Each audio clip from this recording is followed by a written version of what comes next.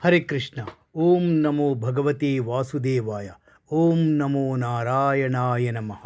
ఓం దీపం జ్యోతి పరబ్రహ్మణే నమ.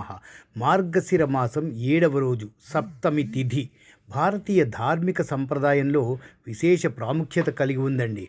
ఈరోజు సప్తమి తిథిగా వచ్చినప్పుడు అది సూర్యునికి అత్యంత ప్రీతికరమైన తిథిగా పరిగణించబడుతుంది. సప్తమి తిథిలో ముఖ్యంగా వైవస్వత సప్తమి అనే పేరుతో పిలువబడి ఈరోజు భక్తులు సూర్యదేవునికి నమస్కరిస్తూ ఆయన కిరణాల ద్వారా పొందే ఆరోగ్యం, విజ్ఞానం, అలాగే ఆధ్యాత్మిక వికాసం కోసం ప్రార్థిస్తారు. వైవస్వత సప్తమి అనేది హిందూ ధర్మంలో విశిష్టమైన శుభతిథిగా పరిగణించబడుతుంది. ఇది ముఖ్యంగా సూర్యుని పూజకు అంకితమైన రోజు. వైవస్వత అనే పదం వివస్వాన్ అనే పేరులోంచి ఉద్భవించింది. ఇది సూర్యదేవుని మరో పేరు. ఈ సందర్భంలో సప్తమి అంటే చంద్రమాన పంచాంగంలో శుక్లపక్షంలో వచ్చే 7వ తిథి.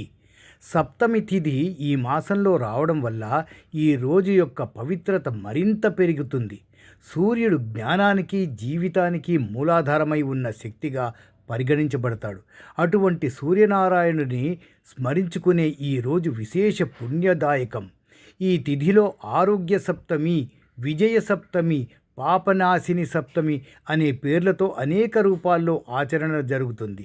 ముఖ్యంగా దేవతలను ధ్యానించి ఉపవాస దీక్షలు పాటించి స్నానదానాది క్రతువులతో శుద్ధి చేసుకోవడం పరంపరగా వస్తుందండి. ప్రస్తుత తరం సాంకేతికతలో అభివృద్ధి చెందినప్పటికీ ఆధ్యాత్మిక జీవన శైలిని మర్చిపోతున్నారు. మార్గశిర మాసం 7వ రోజు మనకు జీవనంలో శాంతి, నియమాలు, ధ్యానం, ఆరోగ్యాన్ని సూర్యుని తత్వం ద్వారా గుర్తు చేస్తుంది. సూర్యుడు నిరంతరం కర్తవ్యంలో లీనమై ఉంటాడు. అది ప్రతి ఒక్కరికి ప్రేరణ. ఈరోజు మనం ధ్యానించాల్సిన విషయం జీవితం ఒక శాశ్వత పయనం. దానిలో ప్రకాశవంతంగా ఉండాలంటే జ్ఞాన సూర్యుడిని ఆహ్వానించాలి. ఒక దివ్యమైన శ్లోకం చూద్దామా?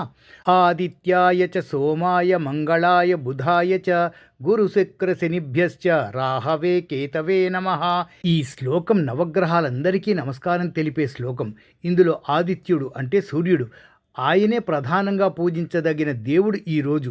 ఇది మనం నిత్యం పఠిస్తే గ్రహశాంతి, ఆరోగ్యం, ధైర్యం లభిస్తాయి. ఈ మార్గశిర మాస సప్తమి తిథి మనలో ఆధ్యాత్మిక చైతన్యాన్ని రేకెత్తించగలదు. ఈ రోజును సద్వినియోగం చేసుకొని భగవంతుని స్మరణలో నియమపూర్వక ధ్యానంతో జీవించడమే మనకు సాధకమైన మార్గం.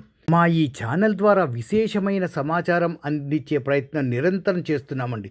మీ సబ్స్క్రిప్షన్ ద్వారా సహాయం కోరుకుంటూ హరే కృష్ణ.